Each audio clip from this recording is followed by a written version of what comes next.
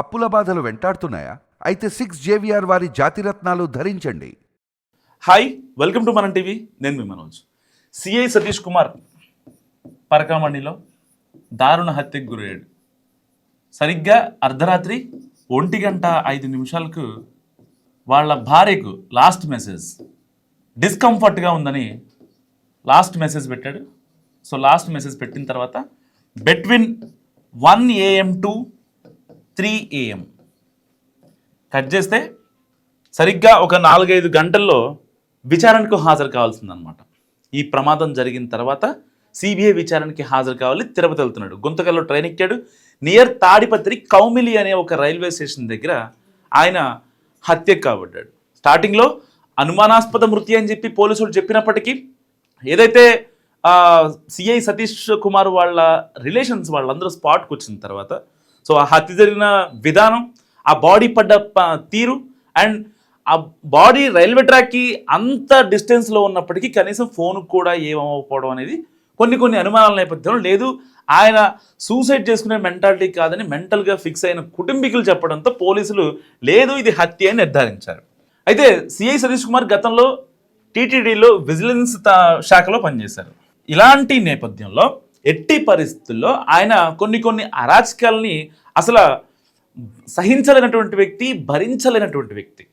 So మరి అతను ఎందుకు ఇవాళ హత్యకు గురి కాబడ్డాడు అంటే కీలక నిందితులు ఎవరైతే ఉన్నారో వాళ్ళు ఎక్కడికి బయటకు వస్తారనే ఒక భయంతో ఇవాళ సిఐ సతీష్ కుమార్ హత్య కాబడ్డాడు. చాలా ప్రాక్టికల్గా ఎటువంటి ఇబ్బంది లేకుండా ఆయన హత్య చేశారు.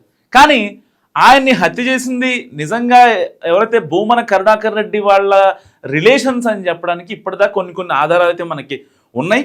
అండ్ దాని తర్వాత ఆయన ఫోన్కి సంబంధించిన కొన్ని కీలక ఆధారాలు ఏదైతే వచ్చిన తర్వాత సో భూమన కరుణాకర్ రెడ్డి ఇదంతా చేయించాడు అనడానికి ఇటు కూటమి నేతలు కూడా ఆరోపణలు చేస్తున్నటువంటి పరిస్థితి. సో కట్ చేస్తే కరెక్ట్గా సతీష్ కుమార్ 1కి చనిపోయాడు. సో 1కి చనిపోయిన తర్వాత పొద్దున్నే భూమన కరుణాకర్ రెడ్డి గారు ప్రెస్ మీట్ పెట్టారు. ఏమని? లేదు ఇది ప్రభుత్వం హత్య చేయించిందని చెప్పారు.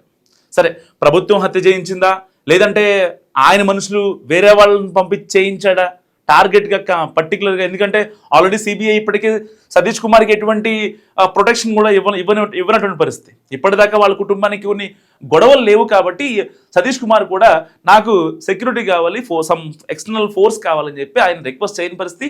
ఇటు గవర్నమెంట్ కూడా ఆయన కేటాయించలేదు, అవసరం లేదులే ఆయన చూసుకుంటాడులే పర్వాలేదులే అన్నట్టుగా ఉంది. కానీ కట్ చేస్తే భూమన కరుణాకర్ రెడ్డి ఏమంటారు? లేదు ఆయన హత్య ఆయనది ముమ్మాటికి ఆత్మహత్య, లేదు కూటమోళ్ళు చేయించాలని మళ్ళీ ప్లేట్ మార్చారు. సో మరి ఎవరు ఇక్కడ కాపాడుకుంటున్నారు, ఎవరిని కాపాడుతున్నారు అనేది ఇక్కడ నిజంగా ఒక క్వశ్చన్ మార్క్గా మారిందని చెప్పాలి. సో పర్టికులర్గా భూమన కరుణాకర్ రెడ్డి గారు రాడికల్కి సంబంధించినటువంటి వ్యక్తి. అలాంటి వ్యక్తి 2 సార్లు టీటీడీ చైర్మన్గా అయ్యారు. కొన్ని వెలగబెట్టాల్సిన రాజకీయాలు వెలగబెట్టిన తర్వాత ఇక మీ సేవలు మాకు వద్దని చెప్పిన తర్వాత అప్పట్లో వైఎస్ రాజశేఖర రెడ్డి గారే తిరుమల తిరుపతి వచ్చినప్పుడు పిచ్చ తిట్లు తిట్టి మీరు ఇంకా మీ సేవలు వద్దని చెప్పి ఆయన పక్కకు పెట్టిన పరిస్థితి. అది నేను చెప్పే మాట కాదు, 2 తెలుగు రాష్ట్రాల ప్రజలందరికీ తెలుసు. మీ వల్ల టీటీడీ చరిత్ర మసకబారుతుంది, ఇబ్బంది పడుతుంది. సో మీలాంటి వ్యక్తి వద్దు అని చెప్పి ఎప్పుడైతే వైఎస్ఆర్ గారు చనిపోయిన దివంగత వైఎస్ఆర్ గారు చెప్పిన తర్వాత మళ్ళీ మన జగన్మోహన్ లేదు ఇలాంటి వ్యక్తే కావాలి టీటీడీ చరిత్రని మసకబార్చాలని చెప్పి అని మళ్ళీ పెట్టాడు. మళ్ళీ పెడితే లేదు ఇంకా ఈయనున్నప్పుడే పరకామణి కేసు జరిగింది, ఈయనున్నప్పుడే లడ్డు ఏదైతే కల్తీ నెయ్యి విషయం ఇలాంటివన్నీ బయటకు వచ్చిన తర్వాత ఇప్పుడు జగన్మోహన్ రెడ్డి గారు తాడేపల్లి ప్యాలెస్లో కూర్చొని తల పట్టుకునే పరిస్థితి. ఆ రోజు మా నాన్న చెప్పినప్పుడు నేను వద్దనుకుంటే ఇవాళ అసలు ఇవన్నీ ఏమి ఉండేవి కాదుగా అని చెప్పి నెత్తి నోరు కొట్టుకుంటున్నటువంటి పరిస్థితి. నిజంగా ఆ రోజు నా పెద్ద ఆయన చెప్పినట్టు జగన్మోహన్ రెడ్డి గారు వినుంటే ఈ పరకామణి కేసు ఉండేది కాదు. పరకామణి కేసు ఉండేది కాదు. డాలర్స్ని దబ్బేశారు అని చెప్పి రవికుమార్ ఆస్తులు శ్రీవారికి ఆయన యొక్క మకిలను కూడా శ్రీవారికి అంటించే ప్రయత్నం చేశాడు. బేసిక్గా రవికుమార్ అనే వ్యక్తి మీకు ఐడియా ఉండే ఉంటుంది కదా. రవికుమార్ అనే వ్యక్తి పరకామణిలో ఒక చిరు ఉద్యోగి.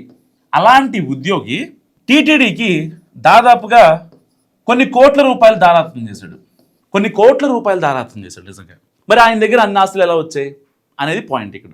సో ఒకవేళ ఇదంతా జరిగి ఉంటే ఇప్పుడు వైసీపీ ప్రభుత్వానికి ఆ మరక అంటుకునేది కాదు. సరే ఓకే డన్ అయిపోయింది, పరకామణి అయిపోయింది. ఈయన సిఐ సతీష్ హత్య ఉండేది కాదు, సిఐ సతీష్ కుమార్ హత్య ఉండేది కాదు. ఇప్పుడు తిరుపతిలో కూర్చొని ఇబ్బంది పడాల్సిన సిచ్యువేషన్ వచ్చేది కాదు. ఇదంతా ఎందుకు వచ్చింది? కేవలం రవికుమార్ అనే అతని వ్యక్తిని సేవ్ చేయడం కోసం. ఎందుకంటే మరి వీళ్ళు లోక్ అదాలత్లు పిలిచి ఆల్రెడీ కేసులు కాంప్రమైజ్ చేశారుగా.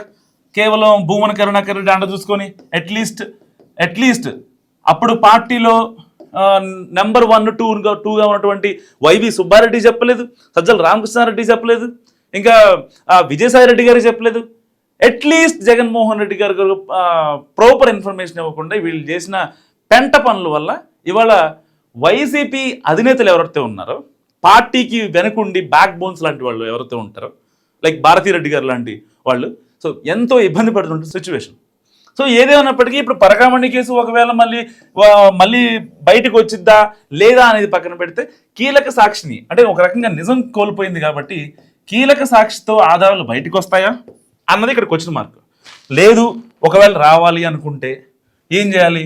ప్రభుత్వం తరపున, కూటమి సర్కార్ తరపున ఒక అడ్వకేట్ని పెట్టుకోవాలి. సో దానికి సంబంధించి ఇప్పటిదాకా, ఎందుకంటే సిబిఐ విచారణకు ఆల్రెడీ సతీష్ కుమార్ 2 times హాజరయ్యాడు. సెకండ్ టైం అవుతుండడానికి వెళ్తుంటే చనిపోయాడు కాబట్టి, సో ఫస్ట్ టైం కొన్ని కీలక ఆధారాలు అయితే ఇచ్చాడు. దానికి సంబంధించిన వాటితో ఈ ఇన్వెస్టిగేషన్ జరుగుతుందా? లేదు పరకామణి కేసుని ఇటు సిబిఐ ఇన్వెస్టిగేషన్ చేస్తుంది, ఇటు సిట్ ఇన్వెస్టిగేషన్ చేస్తుంది, ఇటు ఈడీ ఏదైతే దాదాపుగా రవికుమార్ దగ్గర ఈ 20 కోట్లు ఏవైతే టీటీడీకి ఇచ్చారో ఆ డబ్బుల గురించి ఈడీ ఎన్ఫోర్స్మెంట్ దిగింది రంగంలోకి. ఇవన్నీ కోర్టు ఆదేశాలతో, ఎక్కడ కూడా ఎవరు చెప్పారని కాదు. అసలు సిఏ సతీష్ కుమార్ నిజంగా చెప్పాలంటే ఇవాళ ఒక బతికు ఉండేవాడు అని చెప్పడానికి రీజన్ అంటే తెలుసా?